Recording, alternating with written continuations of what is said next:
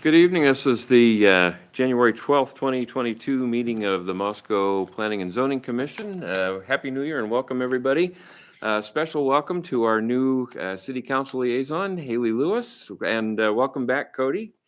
So just, Haley, for just your information, I'm chair, Dennis is vice chair, and Mike is second vice chair. So if I'm not here, that falls to one of them. But we're real pleased to have you on council. It should be or on the not only on council but as the liaison too. So anyway, welcome. We glad to have you here. So with that, we'll start the agenda. The first item is approval of the December 8th meetings. Do we have any additions, deletions, corrections? Okay. Do we have a motion to approve? I'll make a motion we approve. Dennis, and second? Second. And Victoria, second. All in favor? Aye. Opposed? And abstentions? Okay. Public comment period. Doesn't look like we have anybody that's going to be making much comment, so we'll move on past that. Next item is approval of the recent statement of relevant criteria and standards for the issue that we had on the December 8th meeting, the zoning and we had two things on that, didn't we? Zone and comp plan designation. Yeah. So anyway, any additions, corrections, or changes to that? If not, do we have a motion to approve? I'll make a motion we approve. Okay, Dennis moved, second. And Drew second. All in favor? Aye. Aye. Opposed? Abstentions? Okay. We could almost set a record tonight for a meeting, except for we have added a continuing education discussion, although this may be somewhat brief. Do you all remember we had this passed out? It was interesting. I'll kind of lead off the discussion here. It was an interesting article, and it certainly, I think, helps us talk about as a catalyst for us talking about issues and affordable housing, and the lack of housing certainly is an issue. But one of the things that occurred to me, and I guess we need to be careful as we're talking about these things, it's our role to bring balance to these discussions. And this is an article that's written from one perspective, a real estate perspective. And I think as we look at that, we just have to make sure that we look at it with a fairly critical eye, because one of my concerns in the article about it was that the one thing that kept coming back was restrictive zoning ordinances. And they recognize in the article that it was a more complex issue than just that, but they kept coming back to that issue. That bothered me a little bit. It kind of took away to me the balance, because in all honesty, I feel like the city and the commission has done a pretty good job of having a balanced zoning ordinance that's encouraging density and affordable housing. So anyway, that's my 2 cents on it, and I would certainly welcome some I comments. thought we should ask, to start off, we should ask Mike if in the past couple of years, have you had any reasonable complaints from the development world? I mean, it seems to me that we unlike you, I think we've seen a varied amount of development. At least I use the out on White Avenue, the development out there is so varied, and it makes me feel pretty good about it. And I don't think you haven't reported to us much complaint. No, there's not a time that I could think of in the last couple of years. Really everything is achievable to a certain extent through the PUD. If you can't fit in with the subdivision code, certainly go through a PUD. And we've seen a number of those over the years, 1 or 2 every year, especially out on White Avenue. But yeah, just think about the developments that have occurred in the last couple years, like the 6th Street development gateway that hasn't begun yet, but we have townhouses and a mixture of high density residential as well as some commercial mixed into that.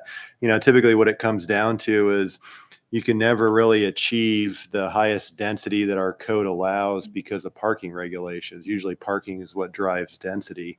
And, that's always a bad word these days is, further easing parking regulations just because of concerns from adjacent neighborhoods with lack of on-street parking when that happens, as we've heard for like identity development. And so, that's really how you open up more density is to start to eliminate, and they've suggested it in a few of these articles in the magazine.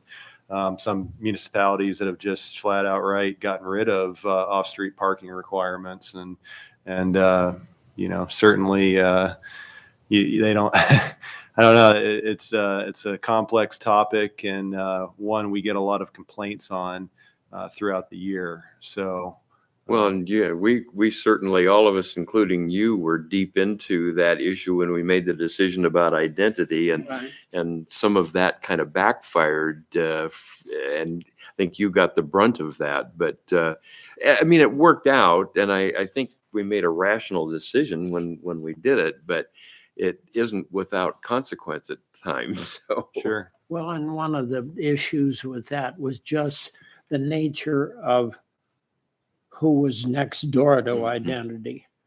Yeah. I don't think it would have, it was a particularly local Yeah. issue, Yeah. I believe. But they were taking his parking, so Absolutely. he had, And he had every reason. Yeah. But my point is, when somebody big builds next door to somebody little, you're bound to, it's sort of like, oh my gosh, what's going on here? And so I thought he had a perfectly legitimate complaint. There was no doubt about it. Yeah. One of the other things that struck me in that article a little bit further in, and I thought, by golly, they were talking about how innovative Seattle is in their accessory dwelling units, the ADUs. When did we did that? What, 4 years ago? 5 years No, ago? longer than that, because Even I wasn't on the commission when I came when and we spoke started about that. So I feel like, and Mike, I think a lot of this is due to your leadership and bringing some of these issues before us, that we're tackling some of this stuff as needed and making some pretty good decisions. So, yeah, I mean, obviously Seattle kind of has a different motivation, I think, than do we, but I think that we were ahead of the curve on that. So, How are we doing on ADUs? What's the more recent? Actually, we've seen more than we ever have. I mean, it seems like we have one coming in at least every couple weeks now, whereas we had the slow start initially. But I think that, yeah, just with the cost of housing, they've been more desirable. And people have been fitting them into their long-term plans with their property.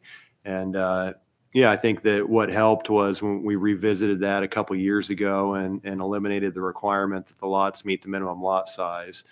So that was a big one there. We had every year we'd have a few of those that came in more of the core neighborhoods that a lot of the lots don't meet the minimum lot size, and that was pretty much prohibiting those from happening. And so now it's essentially every residential lot in the city is eligible for an ADU. And so, yeah, it's been really attractive to a lot of people, and it's been really successful. Yeah, I can try to pull some numbers here, but yeah, I mean, it seems like we're reviewing one every month. So that's great. I'd like to hear, as you get ADUs and know about them, you don't have to necessarily tell us the details, but I'd be anxious to know that they're working. Mhm. I think it's a good. One of the dilemmas with this article, which is really good, is that we're not a big city. Yeah, that came And out. so this is a big city article. These are people, people who can write this aren't down the block. They're typically in some large city in America. And there are issues.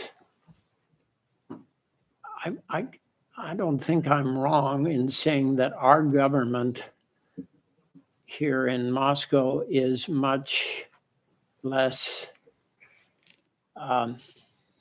demanding than many. Government looks pretty ugly in some places, in some larger cities. And I don't know, maybe I'm colored by the fact that Gary's just retiring and I've been, we haven't been able to say enough wonderful things about our city supervisor. So it's been really fun to rethink some of the years with both our city council people and our mayor, as we're losing a mayor and a city Yeah. supervisor. It's an opportunity to think of how we try to treat people in this town. And so I think that your comment about restrictive zoning and not working with people, I don't think we feel that Yeah. here. Yeah. That doesn't mean we don't have a housing shortage. I was just asking our housing expert down on the end, why are we, we're trying, we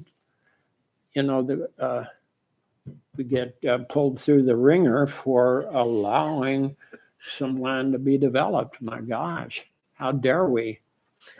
Yeah, I think the public doesn't understand. If they understood the things that are in here, they would know we were doing the right things, but Yeah, not- it's not what our they're water accustomed issue does continue to hound us, but I'm delighted that we have development on two sides of town in a way.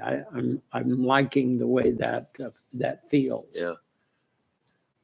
Though I would say that I tried to sell a house this summer, and everybody said it was going to go in 5 days, and it didn't go in 5 days. So it took us a couple of months to sell the house. And I think we were in modest shock, since everybody had said, oh boy, this is going to sell quickly. And it took a couple of months. And maybe it was because June got a little warm. And I don't think people wanted to go outside their house for a few weeks there. there were a couple of things that I wanted to mention. Yeah, please. So it made nods to things like the Moscow Affordable Housing Trust and the lease property ownership that they do, that model.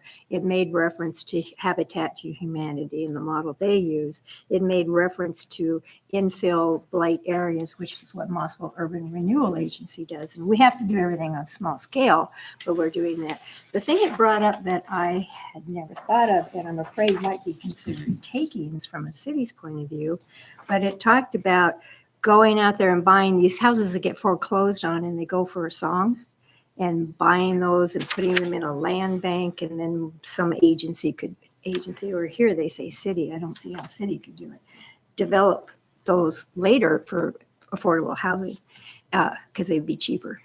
And I've never thought about that. I wonder if we need to have some entity out there create itself that might be able to do something like that, but I have no idea what the legal issues are. Well, that's essentially exactly why we created the Moscow Affordable Housing Trust, to essentially do that. Well, they don't, well, maybe they have the first ones because they're building new ones now. And they're They gonna have have, rehab They have some. purchased They some in the have past to yeah. remodel. Yeah, Yeah, that's there true. was one on Morton Street that they did that. Yeah, that's right. Actually, a couple. Yeah. Forgotten about that. Yep. Yeah. and they're building a 900 square foot affordable housing unit over at their new development. This should be the summer with U of I. U of I students are gonna build, do the design of it. Yeah. So in my studio last fall, we tackled one of the difficult site that no one can get to develop over there. Yeah. It has like a 25% foot grade change. So yeah, it was fun for students to Take get a look at introduced that. to that. It So, also brought up using good materials, not building cheap. Because if you're going to have like Moscow Affordable Housing, and they do some good stuff, And they do some energy conservation, which is, costs more money, but they get it in there. Because if these places are, the leases are 99 years or whatever, they need to last and they need to turn over and turn over and turn over. So you can't build cheap. Yeah. And I thought that was a good point. It's hard to build cheap anymore though, so. Yeah, I know. I also had a question. I mean, all these things they keep talking about. Well, now we want big houses. Now we want big yards. And COVID. And I'm going, COVID's not going to last forever. And I don't think I would want to base how I would start building all these subdivisions and everything based on COVID. That can turn around in a couple of years and people are, it's going to change again. It's like, why are you doing that? Why are you pushing that? Because they're pushing back to things that we're getting rid of because they say COVID's here. I don't think that's going to last. Yeah, it'd be interesting to see how many people after this winter we had up to this point end up moving, back to where they warmer climates where they came from. Yeah, might slow it down a little. Yeah. Mike, one question that I have on kind of just density and going forward with like our downtown corridor, as we're seeing a lot of businesses and we're starting to see more growth with residences. Is there a metric that can measure our city and its parking to know when we need to have like other infrastructure, like a parking garage in place to support some of these projects that might be coming online? I think we're going to be initiating actually a downtown parking study at some point. I think we have your man here that'll be in charge of that when the time comes. But I think that, within the next year or two, I think the council's desired to take a look at the parking around the downtown core and make some recommendations there. I think the part of the issue we run into with the parking garage is just the cost of a facility like that and who funds it. And so that's kind of the major impediment there is just the cost of such facility and where we locate it. We've looked at maybe the Jackson Street lot and just the size of that, the footprint of the actual area. You'd have to go up a number of stories before you have enough room to make it really pencil out. But Right. still, even then, it's kind of an astronomical, like multiple millions of dollars to create a parking garage. And so, it's always the question of whether or not we do have a parking problem, in the downtown area. Usually just going through school, it's always been told to me, and my kind of mentality is that you have a parking problem if you don't have people downtown and there's no cars attending the businesses. So it's just, I guess, a matter of perception, but we'll certainly over the next year or two, I think be looking at that. Yeah, I think it's fair to say that the parking study will start within the next year or two. It's fascinating. I wanted to mainly listen today. Still very much consider myself, I guess, kind of an outsider, if you will, but I'm a planning nerd like Mike. And, the parking specifically, the thing with parking, it's a balancing act. To provide more parking, you accommodate more cars. That's counter to what's, a fundamental concept in your comp plan and many others. There's impacts on stormwater emissions, things like that. And Moscow is very much, I'm here because it's such a wonderful, walkable community. So it's kind of balancing that. And if you provide more parking, depending on how it's arranged, you eat up more real estate that can be housing. Certainly all of that will factor in. Well, yeah, absolutely. I think a mixed typology, like I'm working on a parking garage right now in Seattle that has 4 levels with 3 levels of residences above it right now. And so it's offsetting the cost in different ways for the city. Yeah. But I don't know. And there's so many variables I think at play into it because it's definitely a balancing act. But at some point, I think maybe like a P3 opportunity with the city providing the land and the developer developing it, having it. I don't know. I just see as getting the core, getting more people downtown, but everyone wants a walkable neighborhood, but no one wants to go up their car. Okay. So that's the other problem, right? And you can't ride your bike. I'm not going to ride my bike right now. So, but maybe some people are, right? So, braver than me. So, but I don't know. I think it's something I'll be curious to see what the parking study actually kind of derives and getting it there. One of the problems we have here is that we have such an influx of students that it's warehousing cars because they're coming from hundreds of miles and then they want their car for the weekends or whatever. They don't use them every day, but they're Yeah. warehousing them. Yeah. And so I know Brandy was always bringing up that if we had a parking structure, we might want to focus it toward a system where you're warehousing your car so that the real parking is being used for people who are actually out and about and doing things and not just keeping their cars there because there's no place else to put them. Good point. Yeah. Yeah, somebody recently told me, and I don't know if it's true or not, but U of I is sold out of parking passes. Yep. They're even the less desirable, further, Kibbe Dome lots are completely sold out. But it would be fun to. I hadn't thought about that recently because I had a car because my parents lived on the edge of town. I went to campus and I wanted to be able to do my laundry at home for free. But actually, now that you mentioned that, Victoria, I'm looking at all the cars that have been plowed in, and nothing's more obvious than seeing the number of cars that are kind of just hanging out there near campus. So, yeah, that's a good point.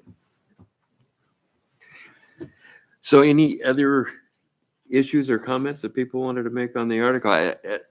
I would like to kind of take a poll. Do you like having these articles come in as kind of a catalyst for discussion? I mean, we won't do it every meeting, but periodically as we get, is this? Well, I think it's absolutely important. Okay. Yeah, I think several years ago, we got into a more of an educational mode. If you talk to Mayor Lambert, when he was on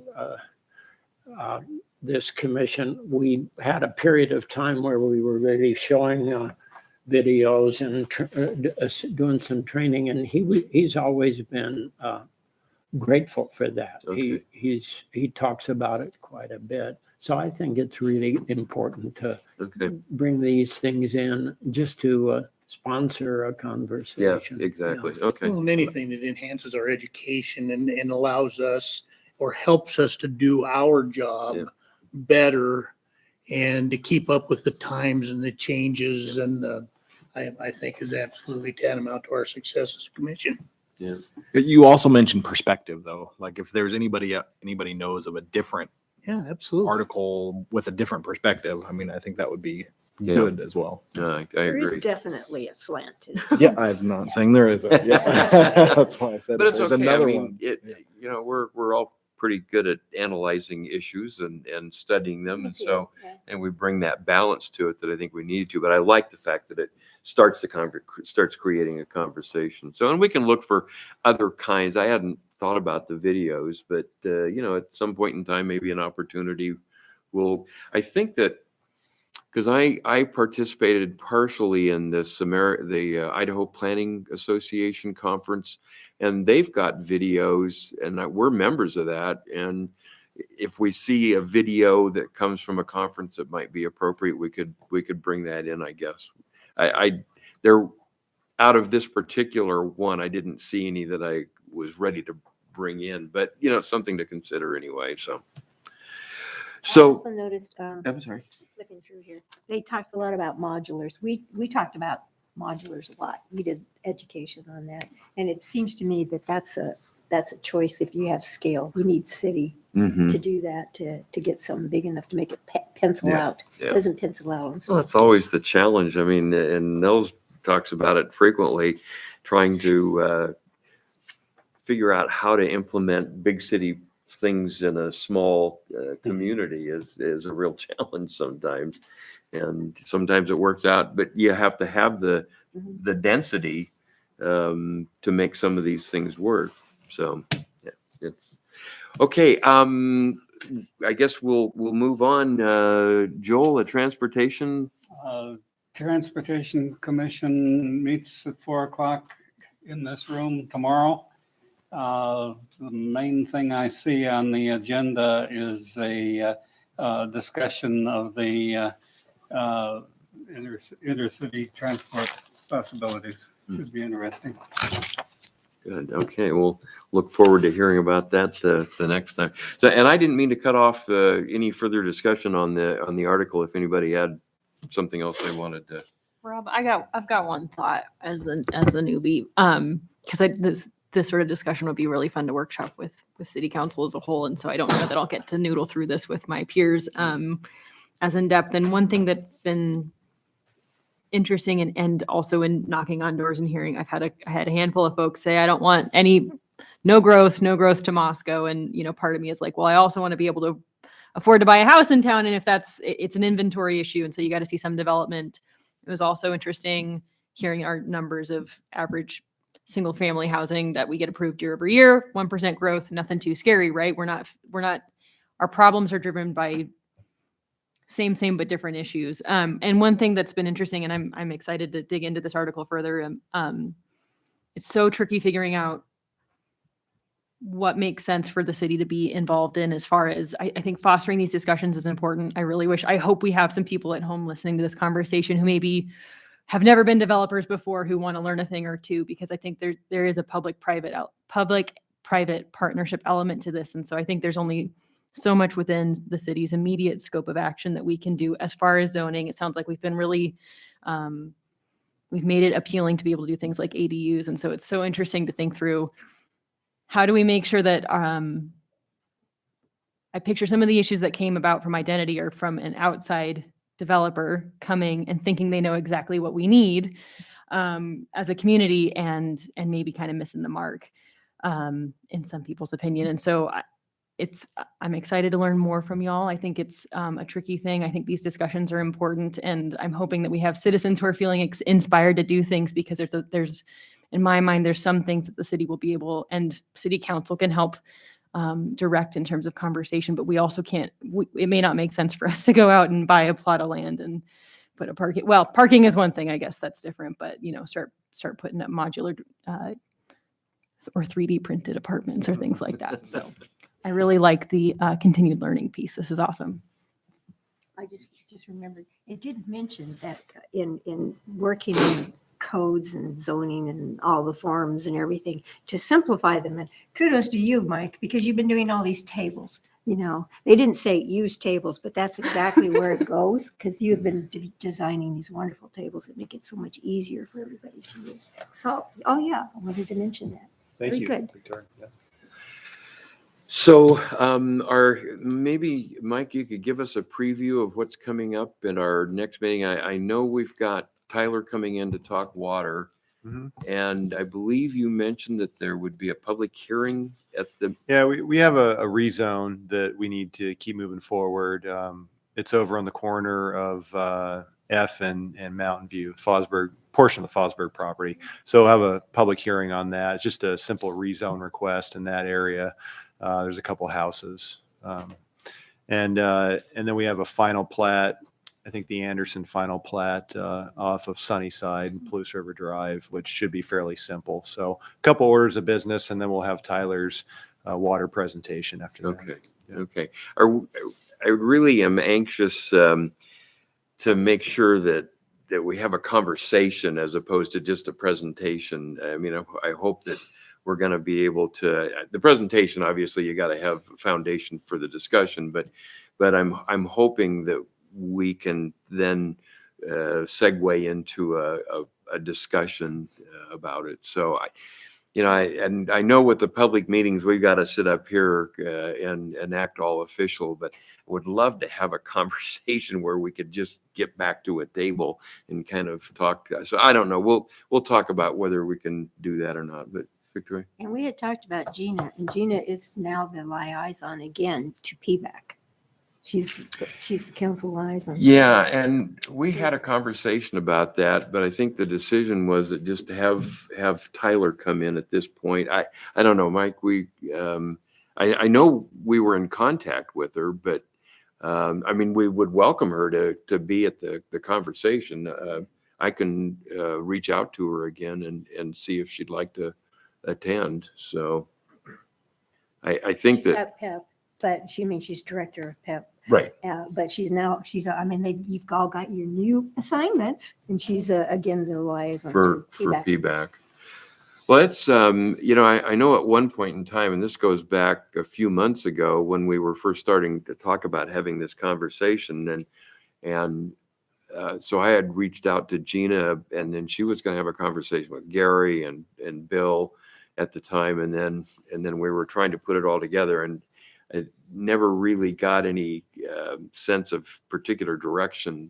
And we went forward with the issue with Tyler. So yeah, I'll give her a call and we'll see if she wants to I mean, it would certainly be welcome. So Sure.